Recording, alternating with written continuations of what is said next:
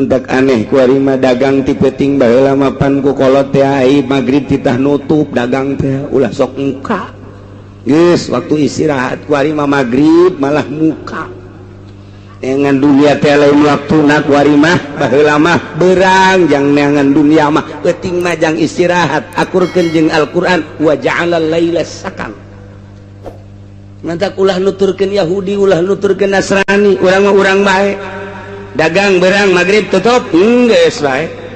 usaha berang jatilok aya nu macul peuting tapi kuari mah justru macul ti peuting bae komo tamah macul sawah kobakan hiji mah nu mencong atuh peuting bae tah ieu wa ja'alal laila sakana mun urang nuturkeun ieu istimewa berang dagang jam 5 tutup atau menjelang maghrib geus ulah kabita ku dunya mandi maghrib geus beres tas maghrib geus ulah buka deui langsung urang lamun dek ngaji urang lamun anak-anak ayo pagahan sampai isya tas isya heula berjamaah terus ka imah sare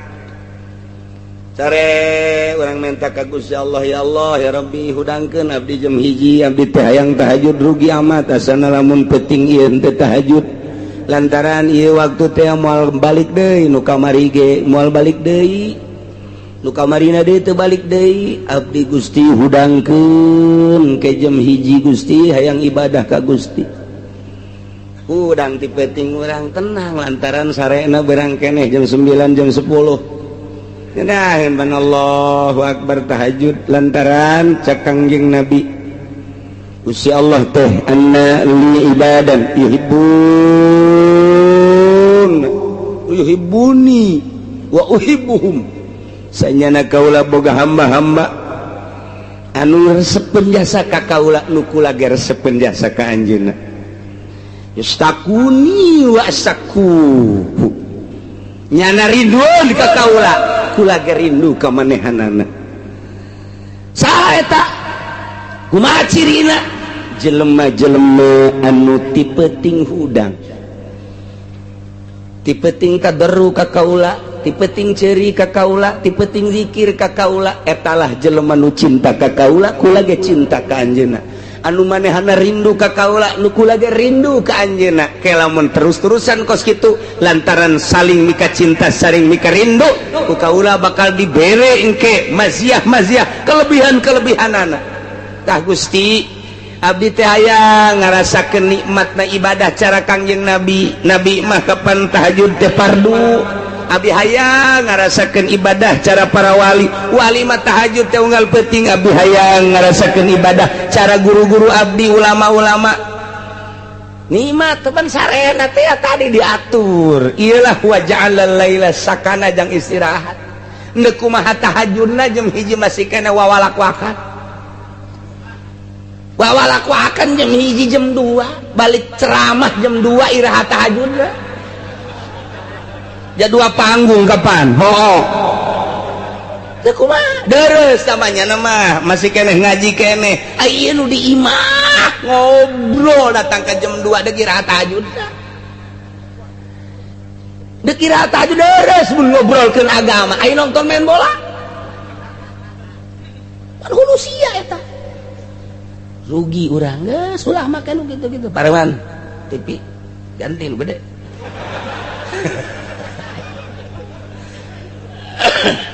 faliku isbah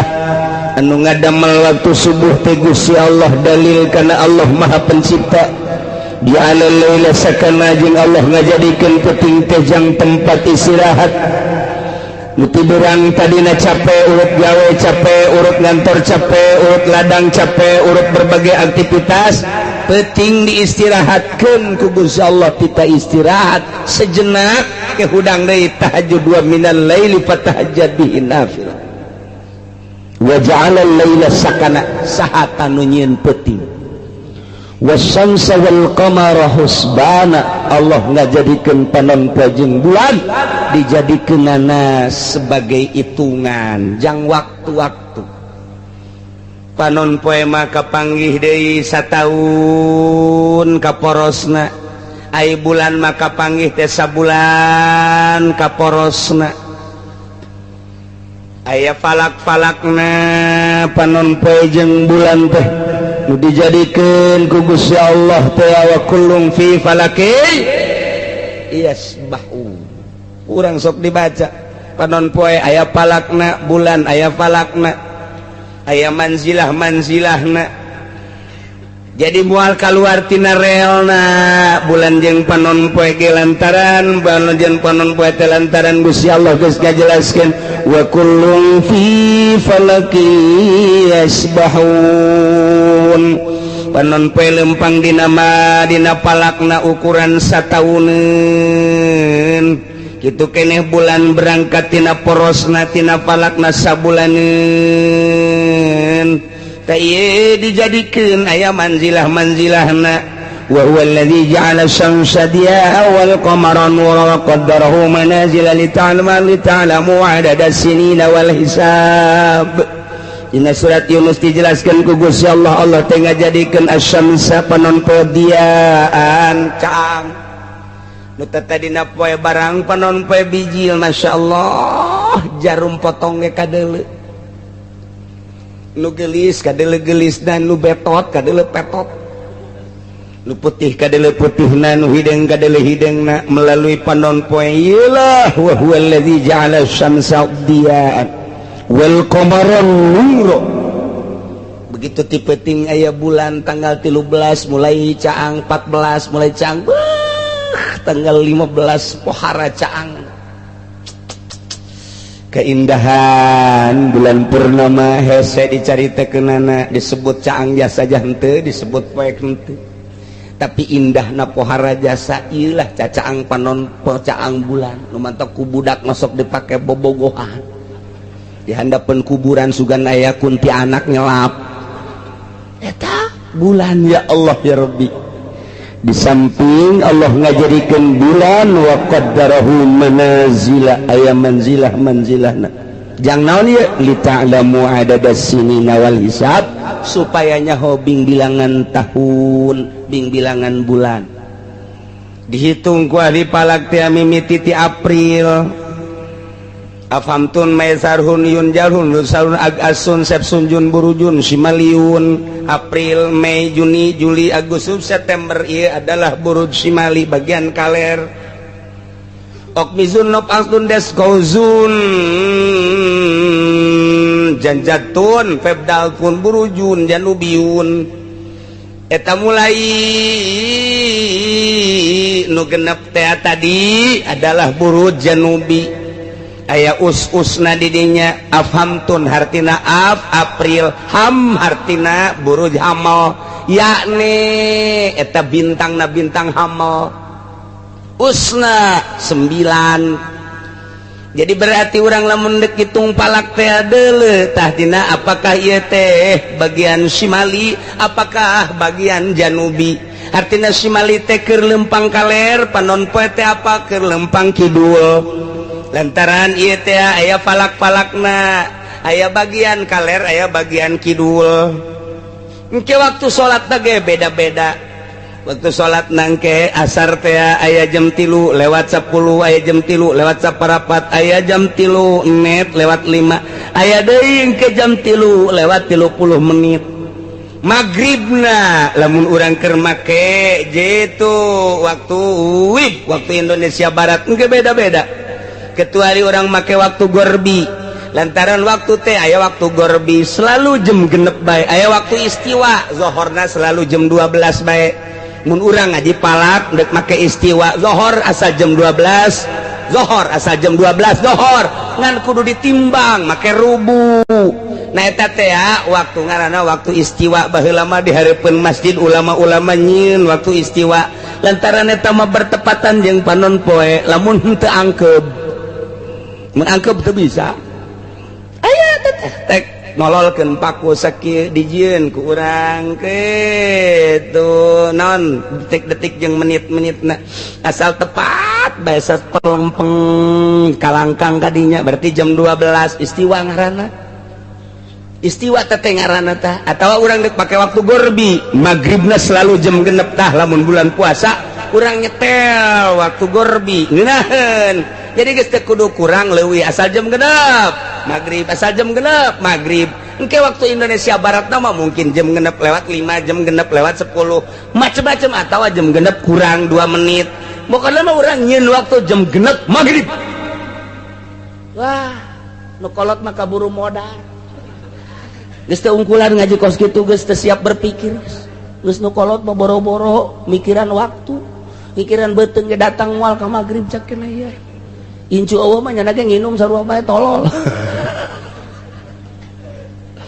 Idang saha jiptakeun wasyamsa wal qamara husbana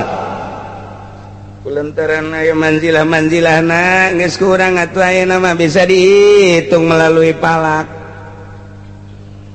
sia lahir bulan naon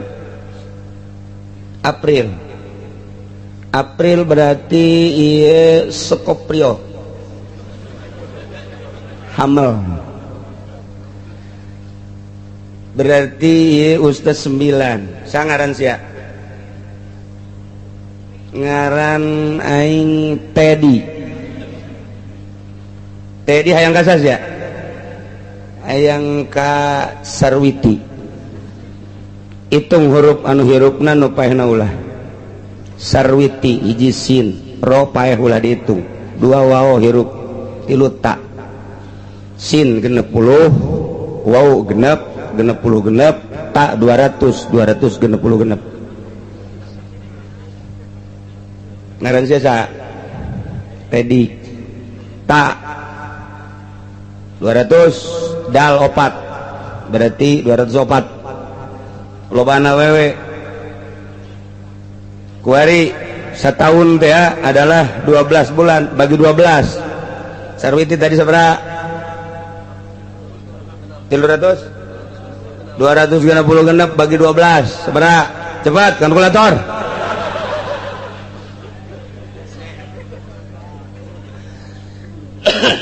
masih kene aya kenehnya sa bagi deui 12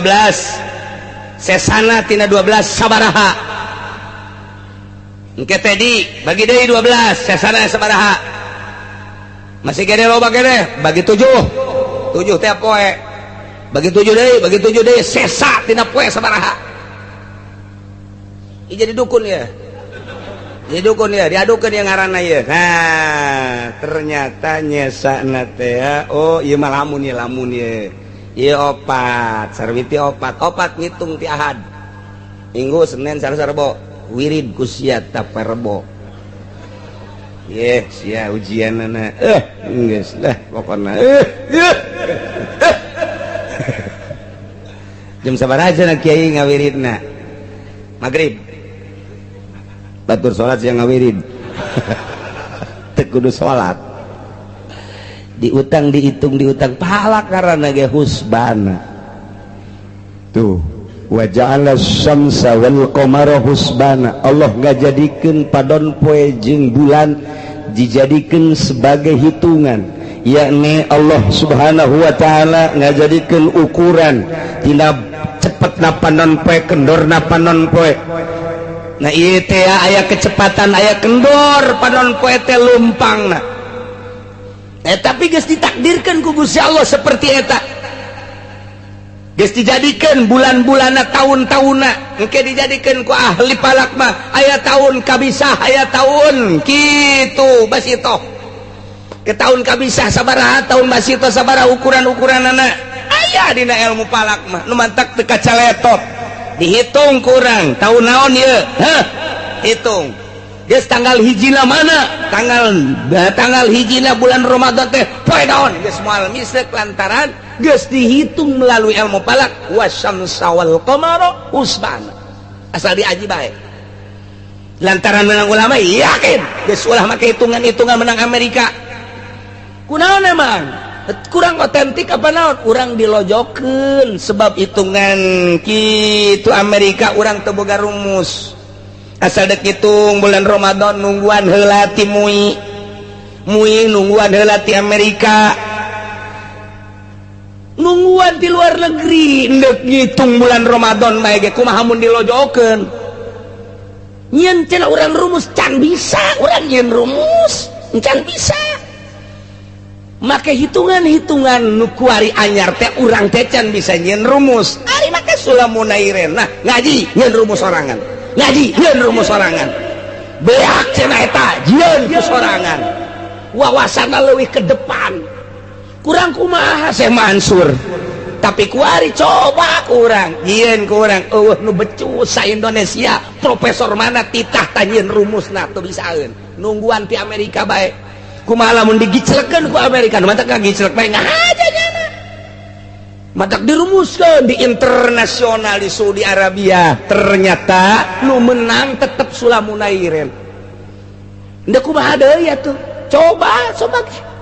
nu kamari teh saralangan henteu digedekeun bae beritana lantaran pamarentahna di salah coba orang mengamati hitungan internasional da kamari teh dirumuskeun unggal tahun ge nu menang tetep Sulam diulah-ulah ngaji Sulam tetep menang nu kumaha tuh ulah micen mata ulah micen ceuli da kabeh ge kuari mah geus jararitung kuari mah informasina global nyaho kuari ke dirumuskeun di dunia internasional palak kamari pan anu salah mantang Malaysia yang serikeun ka Indonesia kami belajar palak di Indonesia kenapa orang Indonesia tidak memakai falaknya orang Malaysia belajarnya di Indonesia kunaon ai Malaysia anak akur jeung Sulamunairen ai Indonesia henteu nya sarikeun orang Malaysia kemunduran Indonesia loba jasa dibandingkan jeung Malaysia nu tatadina orang Malaysia berguru ke Indonesia kuari orang Indonesia berguru ke Malaysia hulusia bego teu boga kaisin meureunna teu bisa nyeun rumus urang teh teu bisa nunggu ti ditu nu mantak moal ka ngaritung kuari teh can ngaritung teu boga rumus ke asal bulan Rawah nungguan rumus turun ti depan karak dihitung tinggalin wasyamsa wal qamara husbana geus dihitung tinggal ngaji bae dek ngaji Sulamunairen mangga dek ngaji Durusul Falakiyah di Jawa mangga akur tak bakalna Durusul Falakiyah mah beda seutak setik jeung Sulam selain ti eta cak guru kula dua guru murid daripada Syekh Mansur bener mah bener ulah dipake dua bae nu dipake mah hiji Sulamunairen dua Durusul Falakiyah ngan kesulitanna Durusul Falakiyah mah make logaritma lamun teu ngaji logaritma tuh moal bisa mata kula mah ngaji heula logaritma jakeul baheulana sakola pan SD kelas 6 ngaji heula log aji mantap kau kesulitan lamun urang geus ngaji mah geus yakin menang ulama beres tuh aya abah mah ngos kituna kieu bae teh babarita Januari Februari Maret April Mei Juni Juli balik di Agustus September geus nyaro sarua atau make gitu Japar Sodik mah 5 tambah 5 bisa eta teu pake anggaran puasa ulah jang naon atuh eta yang hajatan tah maksudna babari bae abah mah ulah mun yang hajatan los pake tetep Sulam Durusul Falakiyah jadi hitung wasyamsa wal qamara husbana panon poe jeung bulan dijadikan sebagai hitungan untuk hitungan Arafah untuk hitungan lebaran, untuk hitungan puasa, untuk hitungan bulan, orang bisa nganyahokeun bulan ieu, sabaraha hari na yang kepentingan nu mantak Kangjeng Nabi ge ditanya yasalunaka itu anil ahillah Kangjeng Nabi ditanya Gusti ari eta si tanggal kumaha eta maksud kumaha mimiti leutik kaju gede haju ke ngaletikan yasalunaka anil ahillah sahabat naranya ka anjeun Muhammad tentang bulan-bulan sabit mimiti ayat gede gede tanggal 15 ketika ngalemes letik ke aya deui kumaha Kangjeng Nabi ngajawabna qul hiya mawaqitu linnas eta mah waktu-waktu pikeun manusia aya waktu Ramadan aya waktu lebaran aya waktu Arafah jeung wukuf jeung waktu-waktu anu sejenna nu ditanyakeun bulan nu ditanyakeun tentang bulan sabit dijawabna ku Kangjeng Nabi hikmahna di jero bulan aya waktu-waktu kul hiya mawaqitul linnas usbana itu mentak lamun kuari urang boga anak daek masantren teruskan kadang ngaji falak kena nyahun falak salafus sholihin falak anu kuarina make komputer aji jang perbandingan nyukomna aji dan lain sebagainya sanajan orang nunggu rumus di Amerika aji mah aji baik